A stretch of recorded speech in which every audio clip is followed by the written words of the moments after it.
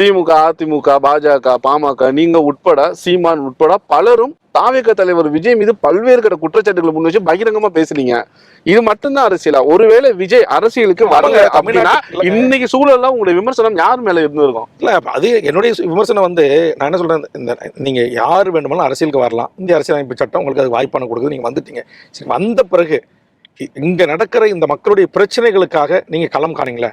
200க்கு மேற்பட்டவர்கள் இந்திய எதிர்ப்பு போராட்டத்தில் செய்த தியாக வரலாறை குறித்து இன்றைக்கு தமிழ் தேசிய தளத்தில் இருக்கிற சாதாரண ஒரு தொண்டனுடைய அந்த கருத்துக்கும் கேள்விக்கு பதில் சொல்வதற்கு பதில் இருக்கிறத தாவாக்கா என்கிற அரசியல் கட்சியில் ஒரே ஒரு ஆள் சொல்ல முடியுமா? ஏதோ ஆஞ்சல் சம்பத்துன்னு ஒருத்தர் போய் கொஞ்சம் இப்போ சேர்ந்திருக்காரு திராவிட இயக்கத்தில் இருந்தவர். அவர் ஏதாவது ஒரு 2 வார்த்தை பேச முடியும். மீதி யாருக்கு பேச அங்கே தகுதி இருக்கு? அப்போ தெரிவித்து வந்த ஒரு நடிகர்கிட்ட ஒரு 7 கோடி மக்கள் ஆள்ற முதலமைச்சர் பொறுப்பு தரணும் அப்படின்னாக்கா அப்படியே தூக்கி கொடுத்துணுமா? ஆனா இது கூட தெரியாமையே அவர் கட்சியை ஆரம்பிச்சு வந்து வேலைக்கு சொல்லுங்க. அதுதான் பத்திரிகையாளர்கள் கான்ஃபரன்ஸ் நடத்துங்க, கேள்வி கேளுங்க. இல்ல வேல்முருகன் போன்றவர்களோட வேணா இன்னும் இருக்கிற ஓட்டு அரசியல் விரும்பாத இந்த மண்ணுக்கு மக்களுக்குமான தலைவர்கள் எத்தனை பேர் இருக்காங்க, எத்தனையோ தியாகிகள் குடும்பம் இருக்குது, எத்தனையோ தமிழ் அறிஞர்கள் இருக்காங்க. அவங்களோட திரு விஜய் 1-to-1 உட்காந்து பேசட்டும். இப்போ நீங்க தமிழ்நாடு இருக்கிற எல்லா அரசியல் கட்சியிலும் எல்லா தொலைக்காட்சி 1-to-1 உட்காந்து மடக்கி கேள்வி கேட்குறீங்களா? அதுக்கெல்லாம் அவங்களால என்ற அளவுக்கு பதில் சொல்றாங்க இல்ல? அது மாதிரி விஜய் கேளுங்க. நீங்க புதிய தலைமுறை நாளைக்கு 1-to-1 நேர்காணல் வைங்க, வச்சு தமிழ்நாட்டு மக்களுடைய பிரச்சனை என்னன்னு கேளுங்க.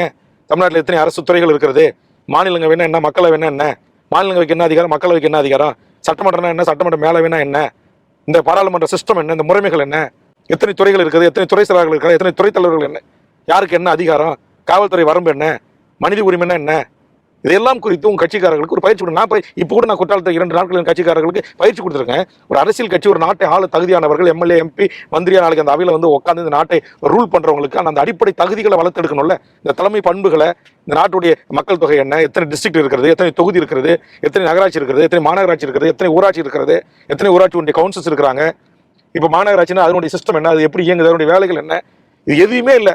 நேற்று வரைக்கும் உங்களுக்கு அவன் ரசிகனாக இருந்தான், போஸ்ட் ஓட்டனா, பாலாபிஷேகம் செஞ்சான், கட்டு விட்டு வச்சான், முதல் காட்சியில் உங்களுக்கு ஆராய்ச்சி எடுத்தான். அப்படிப்பட்ட ஒருவனுக்கு நான் சீட்டு கொடுத்து எம்எல்ஏ ஆக்கி உள்ள போய் அனுப்பும் அப்படின்னு நீங்க சொல்றீங்களே.